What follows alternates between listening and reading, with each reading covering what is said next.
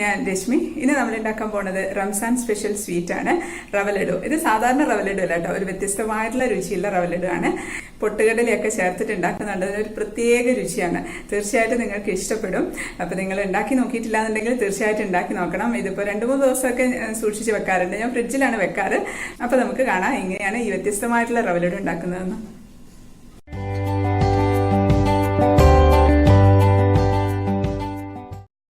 അപ്പോൾ നമുക്ക് റവ ലഡു ഉണ്ടാക്കാനായിട്ട് ഞാനൊരു കടായി അടുപ്പത്ത് വെച്ചിട്ടുണ്ട്. നമുക്ക് അതിലേക്ക് നെയ്യ് ഒഴിച്ചു കൊടുക്കാം. അതിലേക്ക് നെയ്യ് ഒഴിച്ചിട്ടുണ്ട്, ഒരു 1.5 ടേബിൾ സ്പൂൺ നെയ്യ് ഒഴിച്ചിട്ടുണ്ട്. ഇത് ചൂടായി വരുന്നുണ്ട്. ഇതിലേക്ക് നമുക്ക് പൊട്ടുകടല, അതായത് നമ്മളിപ്പം മിക്സ്ചറിലൊക്കെ കിട്ടില്ലേ കടല, നമ്മൾ സാധാരണ നിലക്കടലയല്ല, പൊട്ടുകടല. പിന്നെ ഇത് കടലപ്പരിപ്പല്ല കേട്ടോ, പാക്കറ്റിൽ കിട്ടും. അപ്പോൾ ഇത് നമുക്ക് ആസ് വെച്ച് ഇങ്ങനെ തന്നെ കഴിക്കാനും പറ്റും. അപ്പോൾ ഇതാണ് നമ്മൾ ഈ റവ ലഡുവിന് വേണ്ടിയിട്ട് എടുക്കുന്നത്. ഇത് നമുക്ക് നെയ്യിലേക്ക് ഇട്ട് കൊടുക്കാം. അത് 1/4 കപ്പാണ് ഇട്ടത്. ഇനി നമുക്കിതൊന്ന് ചൂടാക്കിയെടുക്കാം.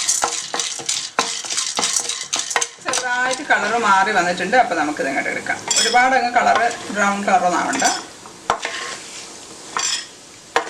നമുക്കിതിലേക്ക് കുറച്ച് അണ്ടിപ്പരിപ്പ് ഇട്ട് കൊടുക്കുകയാണ്. അതിട്ട് നമുക്കൊന്ന് ഒപ്പിച്ചെടുക്കാം. ഒരു 10 അണ്ടിപ്പരിപ്പൊക്കെ എടുത്താൽ മതി. അണ്ടിപ്പരിപ്പ് ഒന്ന് കളറ് മാറി മൂത്തിട്ടുണ്ട്, ഞാൻ എടുക്കുകയാണ്. നമുക്ക് ഈ നെയ്യിലേക്ക് തന്നെ 1 കപ്പ് റവ ഇട്ട് കൊടുക്കാം. 1 കപ്പ് എന്ന് പറഞ്ഞാൽ 200 ml കപ്പാണ്. ഇപ്പോൾ വറക്കാത്ത റവയാണ് നല്ലത്. ഇപ്പം എൻ്റെ അടുത്ത് ഇപ്പോൾ വറുത്ത റവയാണുള്ളത്. രണ്ടായാലും കുഴപ്പമില്ല, പക്ഷെ കുറച്ചുകൂടെ നല്ലത് വറക്കാത്ത റവയാണ്. അപ്പോൾ കുറച്ച് കൂടുതൽ സമയം നമുക്ക് നെയ്യിലിങ്ങനെ ചൂടാക്കുമ്പോൾ അതിൻ്റെ ഒരു രുചി നല്ലതായിരിക്കും. അപ്പോൾ ഞാൻ നെയ്യ് കുറച്ചുകൂടി ഒഴിച്ചു കൊടുക്കുകയാണ്. 1 ടീസ്പൂണൊക്കെ ഒഴിച്ചെടുത്തിട്ടുണ്ട്. അപ്പോൾ നെയ്യിൻ്റെ നിങ്ങളുടെ ആ ടേസ്റ്റ് ഇഷ്ടത്തിനനുസരിച്ച് ചെയ്ത് കൊടുത്താൽ മതി. പിന്നെ റവ ഒരുപാട് മൂത്ത് നിറമൊന്നും മാറരുത്, ബ്രൗൺ കളറൊന്നും ആയിപ്പോവരുത്. ഇനിയിപ്പോൾ വറക്കാത്ത റവയാണെന്നുണ്ടെങ്കിൽ കുറച്ചുകൂടെ സമയം വറക്കണം. നെയ്യും റവയും കൂടെ മൂത്തിട്ട് നല്ലൊരു സ്മെല്ല് വരും. അത്രയും സമയം വരെ വറുത്തെടുക്കണം. ഇപ്പം ഇളക്കി കൊടുക്കണേ, അത് ഇളക്കാതിരുന്നാൽ കരിഞ്ഞു പോകും. ഇപ്പം നെയ്യ് കുറച്ചുകൂടെ ഞാൻ ഒഴിച്ചിട്ടുണ്ട് കേട്ടോ. അപ്പോൾ മൊത്തം ഞാൻ 2 ടേബിൾ സ്പൂൺ നെയ്യ് ഒഴിച്ചിട്ടുണ്ട്. നെയ്യ് കുറച്ച് വേണം, എന്നാലേ ആ ഒരു രുചി ഉണ്ടാവുള്ളൂ. ഇപ്പോൾ ഒരു 5 മിനിറ്റൊക്കെ ഞാൻ സിമ്മിലിട്ടിട്ട് ചൂടാക്കിയതാണ്. ഇതിലേക്ക് നമുക്ക് ഒരു 1/4 കപ്പ് പഞ്ചസാര ഇട്ട് കൊടുക്കുകയാണ്. ഒരു 5-6 ഏലക്ക കുറച്ച് പഞ്ചസാരയും കൂടെ ചേർത്ത് പൊടിച്ചിട്ടതാണ്. ഇനി ഇത് നമുക്കൊന്ന് ചെറിയ തീയിലൊന്ന് ചൂടാക്കാം. പഞ്ചസാര ഒന്ന് മെൽറ്റായി വരട്ടെ. ഇപ്പോൾ നല്ലൊരു മണമാണ് വരുന്നത്. നമ്മുടെ ഏലക്കാപ്പൊടിയുടെയും എല്ലാം കൂടെ പഞ്ചസാരയൊക്കെ കൂടെ ഒന്ന് ചൂടായിട്ടുണ്ട്. പഞ്ചസാരയുടെ തരി കാണുന്നുണ്ടെന്നുണ്ടെങ്കിൽ ഓഫാക്കണ്ട. പഞ്ചസാരയുടെ ആ തരി ഒന്ന് മെൽറ്റായി കഴിയുമ്പോൾ ഒന്ന് കുഴയും, അപ്പോൾ ഓഫാക്കാം. അപ്പോൾ ഞാൻ ഓഫാക്കുകയാണ്. ഇതൊന്ന് തണുക്കട്ടെ കേട്ടോ, ഒന്ന് നമുക്ക് മാറ്റി. ഇപ്പോൾ നന്നായിട്ട് തണുത്തിട്ടുണ്ട്. പിന്നെ ഇത് നമുക്ക് ഒരു മിക്സിയുടെ ജാറിലേക്ക് ഇട്ട് കൊടുക്കാം.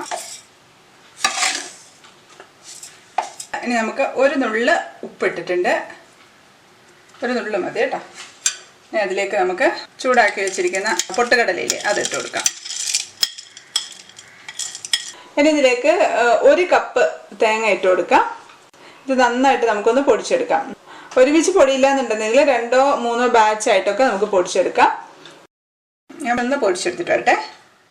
പൊടിച്ചെടുത്തിട്ട് നന്നായിട്ട് പൊടിയണം കേട്ടോ, കുറച്ച് നന്നായിട്ട് തന്നെ പൊടിയണം. ഒരുമിച്ച് പൊടിക്കാൻ ബുദ്ധിമുട്ടാണെന്നുണ്ടെങ്കിൽ കുറേശ്ശെ ഇട്ട് പൊടിച്ചാൽ മതി. അല്ലെങ്കിൽ റവ ഇങ്ങനെ കടിക്കാനായിട്ട് കിട്ടും, അതപ്പോൾ ഒരു രുചി ഉണ്ടാവില്ല. ഞാനെപ്പോഴും ഇങ്ങനെ പൊടിച്ചിട്ടാണ് ചെയ്യുന്നത്. ഇപ്പോൾ വലിയ തരിയാണെങ്കിൽ പ്രത്യേകിച്ച് നമ്മൾ പൊടിച്ചിടാൻ എടുക്കണം. ഞാൻ കുറച്ച് ഒരു പാത്രത്തിലേക്ക് എടുത്ത് മാറ്റുവാണ്.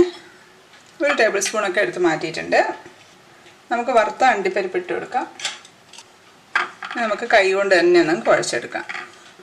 പിന്നെ ഇതിലേക്ക് നമുക്ക് കുറച്ച് നല്ല ചൂടുള്ള പാല് കുറേശ്ശെ ഒഴിച്ചിട്ട്, നമുക്ക് ഒരുപാട് പാലായി പോകണ്ട, നമുക്ക് ജസ്റ്റ് ഒന്ന് കുഴയാനുള്ള പാകത്തിനുള്ള പാല് മാത്രമായാൽ മതി.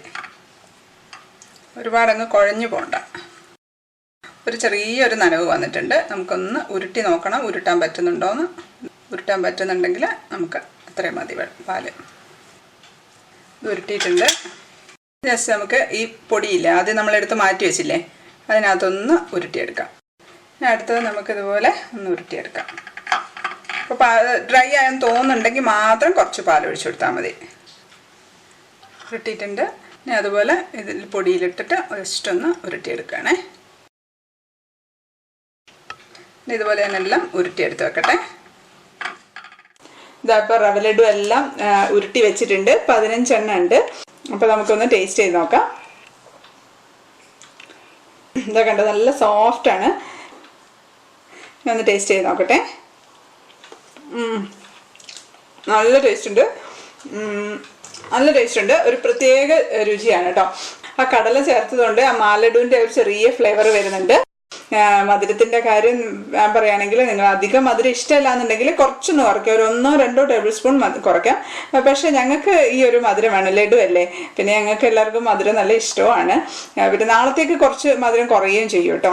നിങ്ങൾക്ക് തീർച്ചയായിട്ടും ഇഷ്ടപ്പെടും. അപ്പോൾ നിങ്ങൾ ഇതുപോലെ ഉണ്ടാക്കിയിട്ടില്ല എന്നുണ്ടെങ്കിൽ ഒന്ന് ഉണ്ടാക്കി നോക്കൂ. എളുപ്പമല്ലേ ഉണ്ടാക്കാനായിട്ട്. അപ്പോൾ വീഡിയോ ഇഷ്ടപ്പെട്ടാൽ ലൈക്ക് ചെയ്യാനും കമൻറ്റ് ചെയ്യാനും ഷെയർ ചെയ്യാനും മറക്കല്ലേ. സബ്സ്ക്രൈബ് ബട്ടൻ്റെ അടുത്തുള്ള ബെല്ലൈക്കണും കൂടെ പ്രസ് ചെയ്താൽ മാത്രമേ ഞാനിടുന്ന വീഡിയോസിൻ്റെ നോട്ടിഫിക്കേഷൻസ് ഒക്കെ നിങ്ങൾക്ക് കിട്ടുള്ളൂ. അപ്പോൾ അടുത്ത വീഡിയോയിൽ കാണാം. Till then stay happy, stay positive. By.